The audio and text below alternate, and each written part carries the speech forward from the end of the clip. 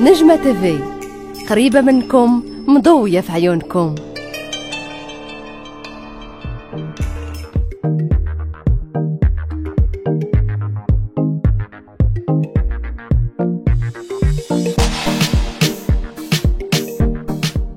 السلام عليكم، معكم زينب بن كيران، أخصائية مختصة في تقويم السمع والنطق وأستاذة تاع تقويم السمع والنطق. معكم دكتور بريتل سارة، أخصائية في أمراض الأنف والأذن والحنجرة وجراحة الوجه والعنق بمدينة مراكش. اليوم غادي نهضروا لكم على واحد الموضوع اللي هو متخصص بالتاخر في النطق. شنو هما الاسباب ديالو، شنو هما العوارض اللي خصهم الاباء يلتفتوا لهم اولا المدرسين في المدارس، وشكون هما الاخصائيين اللي كنتوجهوا لهم فاش كنشكوا ان عندنا تاخر في النطق عند الاطفال. بالنسبه للمشاكل تاع تاخر السمع والنطق غنهضروا دابا على الحاله العاديه. الحاله العاديه غنعطيكم واحد لو كود فيه ثلاثه الحوايج باش تعقلوا عليهم مزيان. فاش يكون عند الطفل عام تيقول كلمه واحده، فاش تكون عنده عامين تيقول جوج كلمات بحال ماما الماء، بابا الباب. اما فاش تكون عنده 3 سنين تيقول 3 الكلمات وتيبقى يقول جمل بسيطه ولكن مركبه مزيان. قبل من عام غادي خصنا نردوا البال ان هذا الوليد تيكون تيلاغي، تيكون تيتبع الصوت بوديناتو. دونك هادشي هي الحاله العاديه. دابا غادي نشوفوا الحاله المرضيه. الحاله المرضيه، هاد الوليد تيدير عامين ما كيتبع الصوت، كيدير عامين باقي ما تيقولش كلمات، كيدير عامين باقي ما كينعتش شنو بغى، يقدر يجر ماماه ويجي يديها لديك الحاجه. لا، لو بوينتاج، لو فيت انه ينعت بصبعو الحاجه هو الاساس الكلام، حيت الكلام ماشي هي غير الهضره، كاين الكلام اللي بالهضره وكاين الكلام اللي بلي جيست. دونك هنايا غادي خصنا نردوا البال حتى التعامل تاع هذا الطفل، واش هو اللي كينعت، واش ماماه اللي كتنعت وهو كيوريها، واش غير تيغوت، حيتاش هادو كلهم اسباب ولا اشكال تاع التواصل. من ضمن هاد الاشكال تاع التواصل كاين عندنا بزاف تاع الناس اللي يقدروا يشوفوا هاد المشاكل. منهم كاين المشاكل تاع الاذن اللي غادي نخلي دكتور ساره تهضر عليهم، وغادي نرجع باش نقول لكم المشاكل الاخرين. نهضروا على المشاكل ديال السمع. غادي نهضر لكم علاش السمع مهم في تعلم ديال النطق. كاينين شي اباء بعض المرات كنقولوا لهم كيوجههم الاختصاصي في النطق باش يشوفوا طبيب ديال السمع، ما كيفهموش العلاقه. الطفل الصغير في داك لاج اللي كيكون كيتعلم فيه النطق خصو يكون عنده 3 ديال الاجهزه يكونوا خدامين مزيان. الجهاز الاول هو الجهاز السمعي. الطفل الا ما سمعش واحد الصوت او ما سمعش واحد الكلمات بطبيعه الحال ما غاديش يتعلمهم، يعني ما غاديش يعرف يقولهم او لا يعبر عليهم. الجهاز الثاني اللي خصو يكون خدام مزيان هو الجهاز العصبي. الا كان عندنا مشكل في الجهاز العصبي واخا يسمع الاصوات ربما ما غاديش يفهمهم او لا ما يقدرش يعبر عليهم. والجهاز الثالث هو الجهاز ديال الكلام، يعني لا كافيتي بوكال، الفم والحنجره هما اللي كيتكلفوا بالنطق. دونك بالنسبه للمشاكل ديال السمع كيفاش كيتسببوا في تاخر ديال النطق. واحد الطفل ملي كيكون عنده داك لاج اللي كيتعلم فيه الكلام ما كيسمعش، يعني ما غاديش يهضر هذوك الكلمات. ما بين هاد المشاكل اللي كيسببوا تاخير في النطق متعلقين بالاذن هما جميع اسباب اللي كيعطيونا الصمم. والصمم فيه بزاف ديال الاشكال، يقدر يكون عندنا متعلق بالاذن الخارجيه او الاذن الوسطى او الاذن الداخليه. يقدروا يكونوا تشوهات خلقيه هما اللي كنخافوا منهم بزاف عند الاطفال واللي خص التشخيص ديالهم يكون مبكر. السبب الثاني هو بحال التهاب ديال الاذن او لي زوتيت، التهابات ديال الاذن كيسببوا لنا حتى هما في تاخير في النطق. وهادو هما اسباب اللي هما التشخيص ديالهم سهل بزاف، يعني يلسوفي باش ان الابوين يديو الطفل ديالهم باش يديروا اون كونسلطاسيون عند الطبيب اختصاصي في الاذن بعد فحص طبي وبعد ربما فحوصات تكميليه، يقدروا يعرفوا شنو هو السبب ديال هذا التاخير وعندهم العلاج.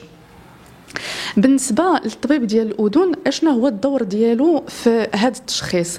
كيقوم بفحص طبي ديال الودنين ديال الانف وديال الحنجره، كيشوف واش ما كاينش تشوهات خلقيه، واش ما كاينش التهابات، واش ما كاينش امراض وحدين اخرين اللي يقدروا ياثروا لنا على السمع.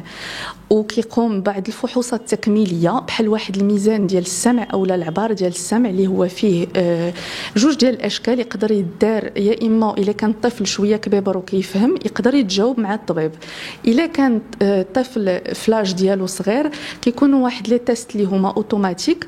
بعض المرات كنحتاجوا اننا نبنجوا الطفل باش نقدروا نديروا هذا الفحص. الفحوصات الاخرى هي الفحوصات بحال مثلا لو سكانير او ليغام، ملي كنشكوا ان عندنا تشوهات خلقيه في الاذنين. دونك هادو الاسباب اللي متعلقين بالاذن ومتعلقين بالمشاكل ديال السمع. كاينين اسباب وحدين اخرين غادي نخلي ما كوليغ مدام بن كيران هي تعطيكم اكثر ديال التفاصيل. الوغ الاسباب الاخرين كاين سبب نفسي، ستادير الولد تعطل في النطق. اش تيجيو الوالدين تيديروا جينيرالمون تيشدوه يلا عاود هذا باب قول باب تيزيروا عليه. هنا تيقيسوا ليه لو كوتي بسيكولوجيك ديالو اوتوماتيكمون.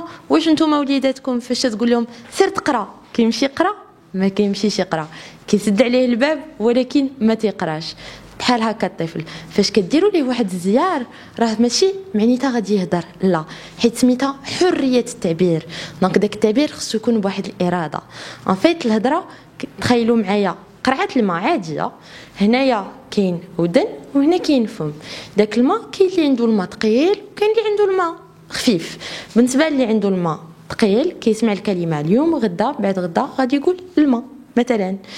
كاين اللي عنده الماء ثقيل غادي يسمع ا فورس ما تيسمع غادي يقولها. داكشي علاش كاين واحد لا كومبلكسيتي بين طبيب تاع الانف والحنجره، طبيب نفساني واخصائي تاع السمع والنطق. دونك جينيرالمون كاين هكا. ولكن الناس اللي في لا نيسونس ديالهم تيكون ان بروبليم دو ديفلوبمون بسيكوموتور، تيكون عنده تاخير في المشي، دونك اوتوماتيكمون داك التاخر في المشي تيعطيه تاخر في الهضره. لا ماجوريتي دي كا سوف اون كا ديكسيبسيون، من غير الا كانوا شي وحدين ما غاديش نعممو. دونك هنايا خصنا نردوا البال لكاع هاد الاشياء. داك دابا غادي نهضروا على فاش كيجيو عندنا هاد الوليدات شنو كنديروا لهم. اول حاجه كيجيو عندنا يا اما نصيفطهم طبيب تاع الانف والحنجره يا اما نصيفطهم بيدوبسيكياتر اللي هو طبيب نفساني. فاش كيجيو عندنا كندوزو لهم واحد البيلان شامل. داك البيلان هو واحد التشخيص عام اللي ما كاينش شي اخصائي يقدر يبدا الحصص الترويض، حيت تيسولونا على الحصص الترويض ولكن ما تيسولوناش على التشخيص. بغيت ندير واحد لو بوين مهم في اي حاجه عندها علاقه في الميدان الطبي ولا شبه الطبي، الا ما كانش التشخيص وما خديناش الوقت في التشخيص راه ما يمكنش يكون العلاج مزيان. دونك كنديروا تشخيص عام، من ورا داك التشخيص عام على حساب الوليد.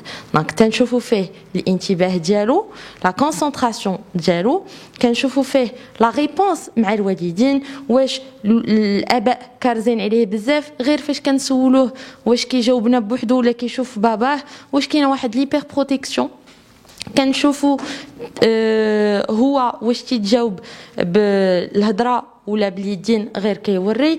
كنشوفوا واش حشومي ولا ماشي حشومي. كنشوفوا حتى الفهم عنده، كنشوفوا السمع واش كيسمع واش كيعرف يلعب بالاصوات.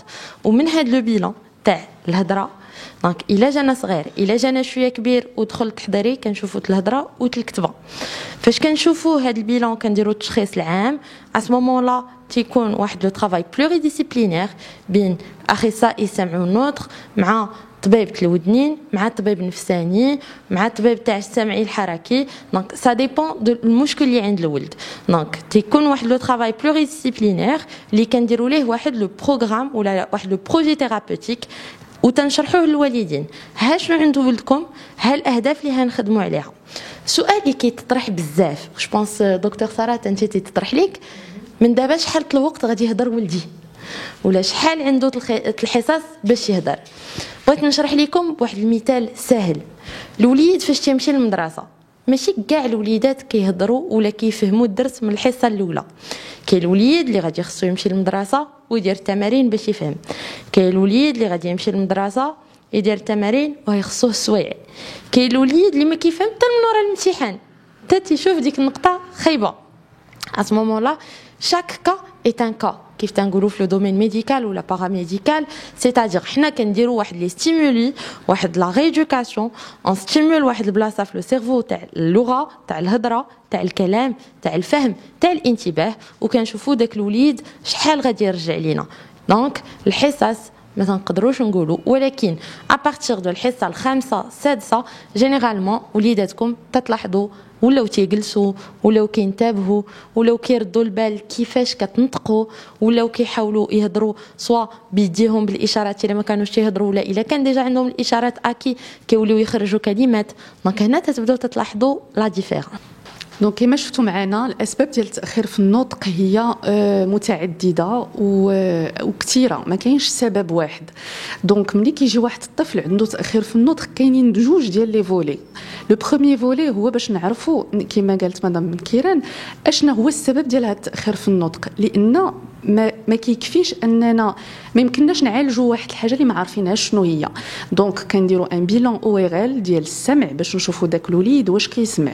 الحاجه الثانيه كنديروا ان بيلان ربما نصيفطوا لو بيدوبسيكياتر باش نشوفوا لو ديفلوبمون بسيكولوجيك دو لانفون واش لي نورمال او با.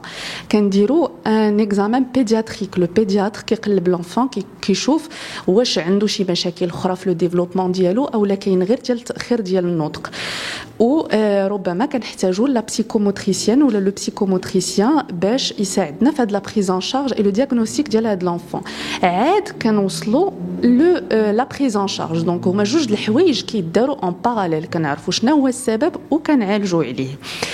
دابا كاين واحد السؤال اللي كيطرحوه الاباء والامهات بصفه كثيره، اللي هو الا كان ولدي عنده تاخير في النطق عند من نديه. لو بلوز امبورطون لو ميساج اللي بغينا ندوزو بجوج بينا هي انها هذا التاخير في النطق كما قالت ما كوليك فيه واحد لا بريزون شارج ملتي ديسيبلينير، يعني كيساهموا فيها بزاف ديال الاخصائيين اللي هو الاخصائي في التقويم بالنطق، الاخصائي في الاطفال، اخصائي في الانف والاذن والحنجره، اخصائي في الطب النفس ديال الاطفال. دونك هادو كنحتاجوا ان بيلان من عند هاد الاختصاصيين كاملين. ولكن شكون نشوفوا الاول لو ميساج اللي بغينا نوصلوه هو انه الفو كونسلتي عند من ما مشيتو هو الاول ما كاينش مشكل، لان الا جا عندي انا طفل وما لقيتش عنده مشكل في السمع راه غنصيفطو عند مثلا اختصاصي في النطق. الا مشى عند اختصاصي في النطق ولاحظ بان عنده مشكل مثلا في التركيب اولا في مشكل نفساني راه غيصيفطوا عند الطبيب ديال اختصاصي في المجال الامراض النفسيه ديال الاطفال و etc. دونك لو بلوز امبورطون سي دو كونسلتي انكم تمشيو دوزو. دابا كاينين واحد النصائح غادي نعطيوهم non seulement les parents mais aussi les enseignants ou les aides maîtresses le personnel ديال les écoles ou les crèches لانهما كيكونوا ربما عندهم احتكاك كثير بلي زونفون ماشي غير لي بارون. دونك لو بروميير كونساي اللي غادي نعطيوهم اشنا هما لي سيني اللي كيكونوا عندنا عند واحد الطفل اللي عنده تاخير في النطق. من غير تاخير في النطق كاينين شي حوايج اللي كيرافقوا هذا التاخير في النطق. مثلا كتكون ليغيتابيليتي، هذاك الوليد او هذاك البنيته كيغوت بزاف بلاصه ما يهضر كيغوت كيتعصب كيكون كيضرب، ربما كتكون لا فيولونس. حاجه لو سين الثاني كتكون ليزولاسيون، كيكون هذاك الطفل منعزل على الاصدقاء ديالو اللي في السن ديالو. ربما من بين هذا الاعراض وحدين اخرين كما قالت مدام بن كيران هو التاخير في حوايج اخرين بحال الوليد اولا البنيته ما كيجلش في واحد السن مثلا بحال كيما خوتو، انه ما كتكونش لي بارون اولا المدرسين ما كيقدروش يلفتوا الانتباه ديالو. هادو كلهم سي دي سيني ا ريشيرشي اولا اللي خصهم يجعلوا بالاباء انهم يجيبوا وليداتهم يدوزوا. و جو في ليسي ما بارول لا بارول ا ما كوليغ ربما عندها شي اضافات وحدين اخرين. ميرسي بوكو دكتور. الوغ انا غادي نقول لكم كيفاش من غير الا كان مشكل طبي كيفاش تفاداو ان وليدكم يكون عنده مشاكل تاع السمع بلوتو مشاكل تاع الهضره. دونك كيفاش غادي نتفاداو؟ اول حاجه حاليا تنقولوا انا خصني نمشي نقد الغدا، غنشعل ولدي التلفازه، غنعطيه التليفون ولا غادي نعطيه الطابليت.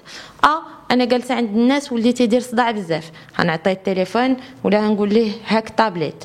هادو حوايج اللي تيقدروا يديروا لنا واحد التخميد دماغي. غادي نشرح لكم علاش. التليفون او الطابليت او التلفازه فيهم واحد لي غيون سميتهم دي غيون اكس. دونك هاد الوليد تتكون عنده واحد لا ستيمولاسيون سيريبرال ودوك لي غيون تيهبطوها بحال شي وليد تيحبو وانت جاي داير ليه ميكا تاع الرمله غادي يطيح. تاني حاجه هاد التلفازه كتحيد الانتباه تاع الطفل.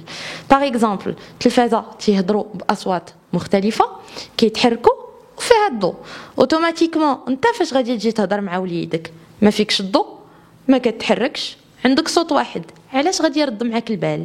ما عندوش كاع هاد لي مويان دونطري بوغ اتيري لاتونسيون تاع وليدو. دونك دي فوا الوليد تتقول راه وحده التلفازه ولكن هو راه ماشي كيتفرج، راه ساهي قدام التلفازه.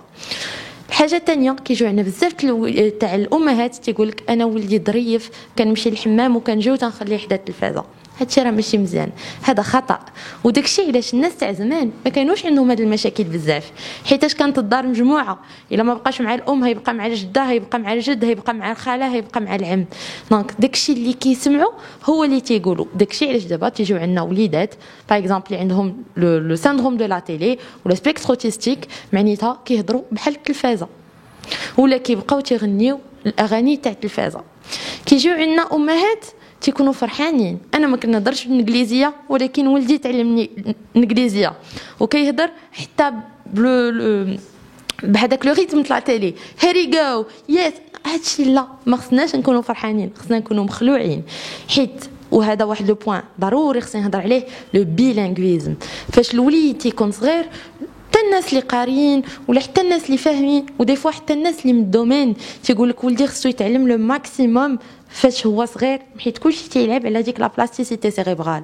ولكن تنساو ان الوليد عنده واحد الطاقه محدوده اللي ما يقدرش يتعلم اكثر منها. الوغ كتجي الام كتهضر بالفرنساويه، كيجي الاب كيهضر بالشلحه حيت هو شلح، كيجي الاخ ما كيعرفش الشلحه كيهضر بالعربيه. دونك هنا كيجينا وليد كيقول كلمه بالعربيه وكلمه بالشلحه وكلمه بالفرنساويه. وفاش كيجي تيبغي يعبر عند شي واحد تيهضر غير باللغه الام تاعو تيمشي غير عند مول الحانوت ما تيقدرش يتواصل معاه حيتاش ما تيقدرش يركب جمله مفيده. هادشي كامل السبب ديالو شنو؟ اول حاجه لو بيلانغويزم، ثاني حاجه التلفازه. دونك هنا هادشي كله نقدروا نتفاداوه، نقدروا نعطيو وليداتنا دي جو عاديين بحال باغ اكزومبل لو بوزل. لو بوزل واحد لو جو اللي كيلعبوا به الناس الكبار والناس الصغار، تتكون واحد التصويره مقطعه وغادي خصنا نقادوها. اول حاجه الوليد غادي يتعلم يجلس، الوليد هيتعلم لوريونطاسيون سباسيال، اشنا هو اللي الفوق اشنا هو اللي لتحت، غادي يتعلم لاناليز كيفاش غادي ندير لهذا وكيفاش غادي ندير لهذا، غادي يتعلم لا ميموار تركيز وكيفاش ياخذ هذيك المعلومه ويشدها. باغ اكزومبل هاد البلاصه هاد البياسه خليتها هنا، راه هنا كاين هاد البياسه غادي نزيدها مع هذا، غادي يعاود لوالديه اشنو هو داك الرسم. دونك هنا كاينه لا فيرباليزاسيون، في داك الرسم غادي يكونوا الالوان، غادي يكونوا الاشكال، غادي يكون الفوق غيكون التحت. دونك هنا عطيت لكم بلعبه وحده شوفوا يقدر يبقى فيها نص ساعه احسن ليه من التلفازه. دونك جينيرالمون التلفازه تليفون وتابلت من الاحسن نتفاداوهم حتى المنوره 9 سنين. ما تنقولش نحيدوهم حيت كاين الوالدين اللي تيفهموا نحيدوهم، مي نتفاداوهم. علاش غادي نتفاداوهم؟ ما غاديش نحيدوهم حيتاش ابري تو حنا خصنا هذا الوليد يندمج في واحد المجتمع. دونك لا افراط ولا تفريط. فاش غادي يكون تيهضر مع وليدات قدو تيهضروا على رسوم متحركه وهو ما تيعرفهاش، راه غادي يخليوه في الجنب وما غاديش يهضروا معاه. داكشي علاش نتفاداو التلفازه، ما نفوتوش نص ساعه في النهار ولكن ما نحيدوهاش كومبليتمون. وكيف ما قالت دكتور ساره اهم حاجه هو فاش يبانوا لكم هاد لي سين ولا هاد لي سيمبتوم خصكم فو دوفي كونسلتي، خصكم صافي اللي عطا الله عطاه، دابا خصنا ندوزو للعلاج. وكيف ما تيقول كل شيء العلاج بكري بالذهب مشري. دونك شحال ما تعطلتوا شحال ما غادي هاد الوليد يضيع اكثر. كاينه واحد النقطه اللي بغيت نشير ليها، هو انه المشكل في السمع ماشي ضروري راه غيحكم على داك الوليد او داك البنيته انه ما غاديش يسمع حياته كامله او حياتها كامله. بالعكس، لا ماجوريتي ديال الاسباب ديال التاخير في السمع او النقص في السمع عند الاطفال كيكون عندها حل، والحل بعض المرات كيعتمد غير على واحد العلاج طبي او لربما واحد العمليه جراحيه اللي هي بسيطه جدا اللي غتمكن داك الطفل باش انه يندمج وان هذاك النقص في السمع ما ياثرلوش على لو لونغاج ديالو، على لو ديفلوبمون ديالو. وكاينين شي وليدات اللي كيخافوا بزاف يجيو عند الميدسان وما كيعرفوش بانه هذاك الشيء راه واحد الفحص بسيط. دونك من غير الفحص الطبي اللي كيدير الطبيب كيقلب لهم الودينات، كيشوف لي تامبون ديالهم او الطبله د الاذن واش كاين التهاب. كاينين واحد لي تيست اليوم غادي نوريهم لكم باش تعرفوا بان هذا الشيء ما فيه حتى شي ضرر على الاطفال، وبالعكس غادي يقدر ان الوليدات ديالكم غتمكنوهم انهم يندمجوا في المجتمع وان لو لونغاج ديالهم il va se développer. دونك كاين هذا واحد لو تيست اللي كيدار في الاذن ديال الطفل اللي كيعبر لنا الضغط اللي عندنا على طبله الاذن. هذا لو تيست هذا كياخذ قل من 5 دقائق وكيقدر يشخص السبب الرئيسي ديال النقص في السمع عند الاطفال. لو دوزيام تيست اللي كنديرو هو هذا واحد هذا هو اللي كنسميوه بالعربيه العبار ديال السمع او تخطيط السمع. كنديروا واحد لو كاسك في الاذن ديال الطفل وكنبداو كنديروا له واحد الاصوات. هو ملي كيسمع هذاك الصوت كيضغط على واحد الزر، داكشي باش حنا كيمكننا نعرفوه واش كيسمع ولا ما كيسمعش. ولو ترويزيام تيست اللي كنستعملوه هو واحد لو تيست كيتستعمل اكثريه عند الاطفال اللي السن ديالهم صغير بزاف. هذا كنديروه كيكون الوليد او البنيه مبنج، كنلصقوا لهم غير واحد لي زيليكترود بحال التخطيط ديال القلب او التخطيط ديال الدماغ. يعني هو واحد ليكزامان اللي ماشي خطير، اللي ما كيقصحش واللي ما كيأذيش الوليد، وكيدار بواحد الطريقه اللي هي سريعه. كنلصقوا هذوك لي زيليكترود وكاينه واحد لاباري اللي كتعطينا واحد المخطط باش كنعرفوا هذاك الودن واش كيوصل لها الصوت او لا ما كيوصل لهاش الصوت. دونك هادو واحد الاساليب اللي هما سهله، اللي هما ما كتضرش بالطفل، واللي كيمكننا اننا نتفاداو بزاف ديال العواقب من بعد. ديروا لايك وبارطاجيو الفيديو مع اصحابكم، وما تنساوش تابوناو في لاشين وفعلوا الجرس باش توصلوا باخر المستجدات. تابعونا كذلك على صفحتنا على الفيسبوك والانستغرام.